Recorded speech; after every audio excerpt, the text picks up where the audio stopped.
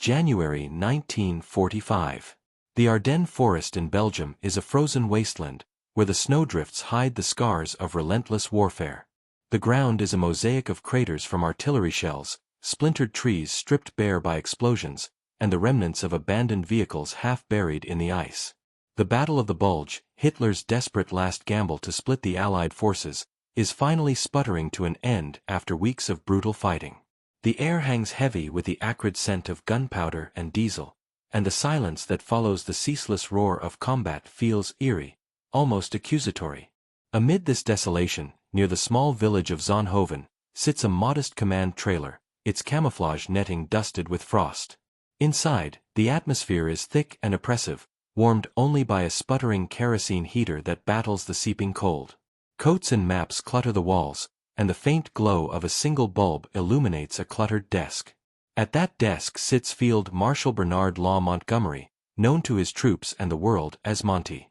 His uniform is impeccably pressed, a stark contrast to the chaos outside, but his face betrays the weight of exhaustion and unyielding determination.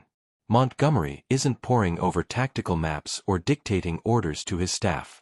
Instead, his hands rest on the keys of a typewriter, poised like a surgeon about to make a precise incision. The clatter of the keys echoes sharply in the confined space, each strike deliberate and unyielding. What emerges on the paper isn't a battle plan or a requisition for ammunition. It's a dispatch laced with venom, aimed not at the retreating German forces but at his own allies across the Atlantic. This message, destined for the British War Office in London, dissects the American military effort with surgical disdain. Montgomery paints the U.S. troops as valiant in spirit but woefully unprepared, their leadership disorganized and their strategies flawed to the core. He positions himself as the indispensable savior, the only commander capable of steering the Allies to victory. In his mind, this telegram isn't insubordination. It's a necessary truth that will finally elevate him to supreme command over all ground forces in Europe. As he types the final lines, a faint smile crosses his lips. He seals the envelope with the assurance of a man convinced he's untouchable, that his words will reshape the war's hierarchy. But in reality, this document is a spark in a powder keg, threatening to ignite divisions that could unravel the fragile Allied partnership at the war's most critical juncture. To grasp the full gravity of this moment, we must peel back the layers of history and propaganda that have long shrouded the Allied coalition during World War II. The popular image of unbreakable unity, Churchill and Roosevelt toasting to victory, generals sharing cigars and strategies, belies a reality fraught with suspicion, rivalry, and cultural clashes. By the winter of 1944 to 1945, the special relationship between Britain and the United States was strained to its limits, held together more by the common threat of Nazi Germany than by genuine camaraderie. At the heart of this tension stood two towering figures: Dwight D. Eisenhower, the supreme Allied commander, and Bernard Montgomery, the commander of the British 21st Army Group. Eisenhower, or Ike as he was affectionately known, was a product of the American Midwest, born in Texas and raised in Kansas. His rise through the ranks was marked not by battlefield heroics but by his exceptional organizational skills and diplomatic finesse. During World War I, he had trained tank crews but never saw combat overseas. In the interwar years, he served under luminaries like Douglas MacArthur and George Marshall, honing his ability to navigate bureaucracy and egos. By 1944, Eisenhower commanded a multinational force of millions, juggling the demands of American, British, Canadian, French, and other Allied troops. His headquarters at Versailles was a hive of activity, where he chain-smoked lucky strikes, up to 4 packs a day, to steady his nerves amid endless conferences. Ike's philosophy was rooted in pragmatism. He favored a broad-front advance across Western Europe, applying steady pressure on German lines to prevent them from concentrating defenses. This approach, he argued, minimized risks and leveraged America's industrial might, which produced tanks, planes, and supplies at an unprecedented rate. Factories in Detroit and Pittsburgh churned out Sherman tanks by the thousands, Liberty ships by the hundreds, ensuring that losses could be replaced swiftly. Eisenhower's strength lay in his role as a unifier. He mediated disputes with a calm demeanor, often sacrificing his own ego for the greater good. He once confided to an aide that commanding such a diverse alliance felt like herding cats, each with its own agenda and pride. In stark contrast, Bernard Montgomery embodied the archetype of the British imperial officer. Born into a strict Anglican family in London in 1887, Monty's early life was shaped by a domineering mother and a distant father, instilling in him a rigid discipline and a profound need for control. Wounded severely in World War I at the Battle of Ypres, where a sniper's bullet pierced his lung, he survived by playing dead amid the corpses of his men, a harrowing experience that forged his cautious, methodical approach to warfare. By World War II, Montgomery had become Britain's most celebrated general after his decisive victory at El Alamein in North Africa in 1942. There, he halted Erwin Rommel's Afrika Korps, boosting British morale after humiliating defeats in France, Norway, and Singapore.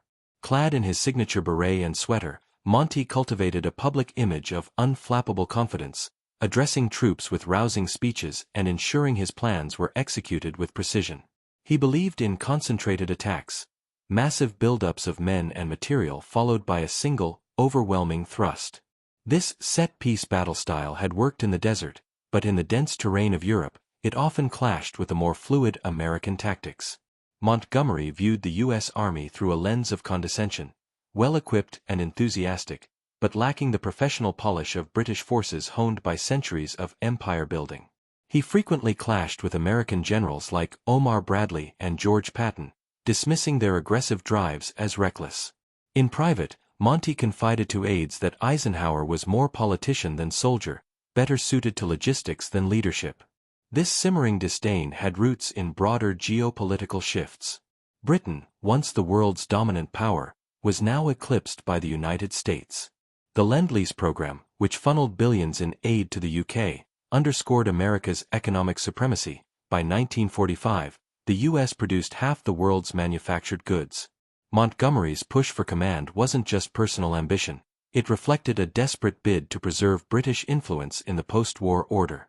The flashpoint for this rivalry ignited in the pre-dawn hours of December 16, 1944, when German forces unleashed Operation Walk am Rhein, the Ardennes offensive.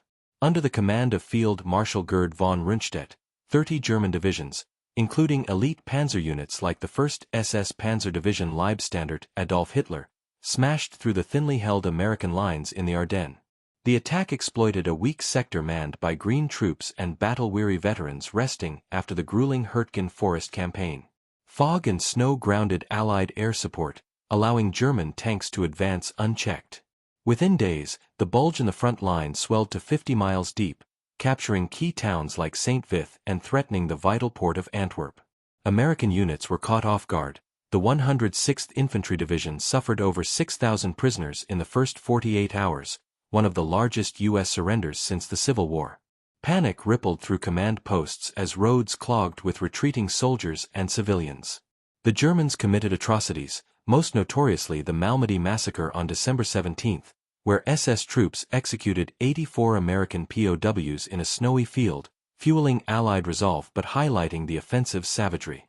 Eisenhower, at his headquarters, remained composed amid the chaos. He quickly assessed the situation. The German thrust had severed communications between General Omar Bradley's 12th Army Group in the south and the northern forces, including the U.S. 1st and 9th Armies.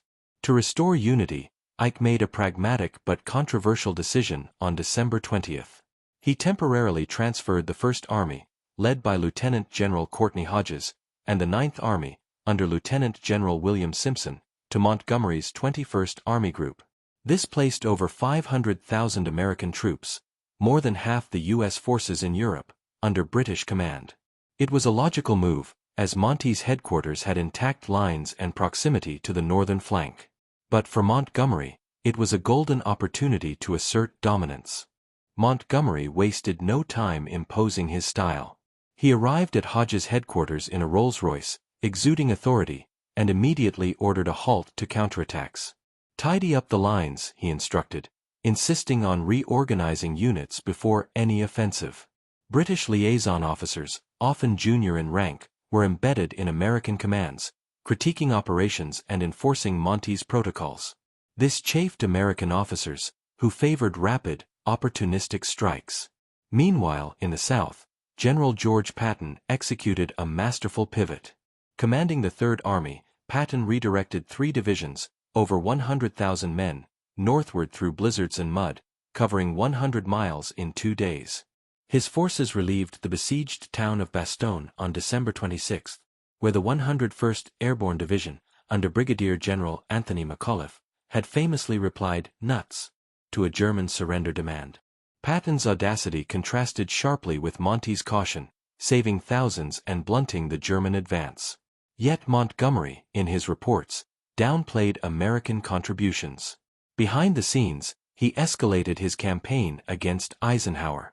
Bypassing the chain of command, Monty sent scathing telegrams to Field Marshal Alan Brooke, chief of the Imperial General Staff in London. On December 29, he wrote that the American effort was a definite failure, attributing the Bulge to Eisenhower's broad front strategy and demanding sole command of ground forces. He portrayed U.S. troops as disorganized, their officers inexperienced, ignoring the heroism at places like Elsenborn Ridge, where the 2nd Infantry Division held against repeated assaults, or the stand at Houghton by engineers who blew bridges under fire. Monty's messages weren't just critiques, they were political maneuvers, urging British leaders to pressure Washington for a command shake-up. He even suggested Eisenhower be relegated to administrative duties, a move that risked alienating the U.S. entirely. As the battle turned in the Allies' favor by early January, with German fuel shortages and clearing skies allowing airstrikes, over 5,000 sorties a day pounding enemy columns, Montgomery's hubris reached its peak. On January 7, 1945, he convened a press conference at his headquarters in Zonhoven. Flanked by maps and aides, Monty addressed a room packed with journalists from around the world. For 30 minutes, he delivered a monologue that would haunt the alliance. He spoke of taking charge of the Northern Front, crediting British planning for stabilizing the chaos. "The battle has been most interesting," he remarked lightly, as if discussing a chess match. He praised American soldiers' bravery but implied their leadership had faltered, necessitating his intervention. Montgomery used "I" dozens of times, framing the victory as his personal achievement. He omitted Patton's role in relieving Bastogne and exaggerated British contributions. British casualties totaled about 1,400, while Americans suffered nearly 81,000, including 19,000 killed. The conference was broadcast widely, with transcripts hitting newspapers like the New York Times and the Times of London. American commanders were livid. Bradley, a mild-mannered Missourian, fumed that Monty's words were calculated to humiliate, and vowed never to serve under him again. Patton, ever the firebrand, called it disgusting. The press conference didn't just wound pride, it exposed fissures to the public and the enemy, potentially encouraging German propaganda that claimed Allied disunity. The fallout reached Eisenhower's desk swiftly. At Versailles, Ike reviewed the transcript alongside intercepted telegrams revealing Monty's back-channel lobbying. The betrayal stung deeply. Eisenhower had tolerated Monty's eccentricities, his pet canaries, his teetotaling ways, his insistence on early bedtimes, for the sake of unity. But this was different, a public undermining that could erode morale and political support. Ike's blood pressure, already high from stress, spiked. He suffered from chronic headaches and stomach ulcers exacerbated by the war. In a moment of resolve, he drafted a cable to General George C. Marshall, the U.S. Chief of Staff. It was measured but firm. The situation with Montgomery was unsustainable. If Monty remained, Eisenhower requested relief from command. This was no idle threat. Ike knew America's dominance. Fielding 61 divisions in Europe compared to Britain's 16, gave him leverage. Sending the cable would force a choice, Montgomery or the alliance's architect. As preparations for transmission began, a British officer, Major General Francis de Guingand, Monty's chief of staff and a skilled diplomat, learned of it. De Guingand, who had built rapport with Americans, recognized the catastrophe. He phoned London urgently, alerting Churchill's office. The Prime Minister, puffing on his cigar in the dimly lit cabinet war rooms, grasped the stakes immediately. Britain was bankrupt from 6 years of war, reliant on U.S. loans and supplies. A rift could halt Lend-Lease, isolate the UK diplomatically, and strengthen Stalin's hand at upcoming conferences like Yalta. Churchill acted decisively, cabling de Guingand with orders. Montgomery must retract and apologize, or face removal. De Gingand confronted Monty that evening in his trailer. The field marshal, initially defiant, paled as the implications sank in. For a man who prided himself on invincibility, this was a humbling blow. Under duress, Montgomery penned a letter to Eisenhower, expressing regret for the press conference's misinterpretation, and lauding American troops as the finest fighting men in the world. He signed it, "Your devoted subordinate, Monty," a phrase that burned like acid. The crisis averted, Eisenhower accepted the apology graciously, replying, "I am delighted. Let us get on with beating the Germans." But the damage lingered. Trust was fractured. Eisenhower sidelined Monty in future planning, favoring Bradley and Patton's dynamic advances. As Allied forces pushed into Germany, the broad front strategy prevailed, leading to crossings of the Rhine at Remagen on March 7, captured intact by the 9th Armored Division in a stroke of luck, and the encirclement of the Ruhr pocket, trapping 317,000 German troops. Montgomery's Operation Plunder, a massive Rhine assault on March 23 with 1,300 bombers and paratroopers, succeeded but paled against American momentum. By April, U.S. armies linked with Soviets at the Elbe, sealing Germany's fate. This episode in the Ardennes wasn't just about clashing egos, it highlighted the evolution of warfare in the 20th century. Coalitions demanded compromise over conquest, diplomacy alongside destruction. Montgomery's near-fatal misstep underscored how personal ambition could jeopardize global efforts. Yet, from the frozen foxholes where GIs held with bazookas against tigers, to the high-stakes cables crisscrossing the Atlantic, the Allies' resilience shone through. The Battle of the Bulge claimed over 200,000 casualties on both sides, but it broke the Wehrmacht's back, hastening the end. In the ruins of Europe, a new order emerged, with America ascending as the preeminent power. Montgomery, for all his brilliance, learned a hard lesson. In modern war, unity isn't optional, it's the ultimate weapon.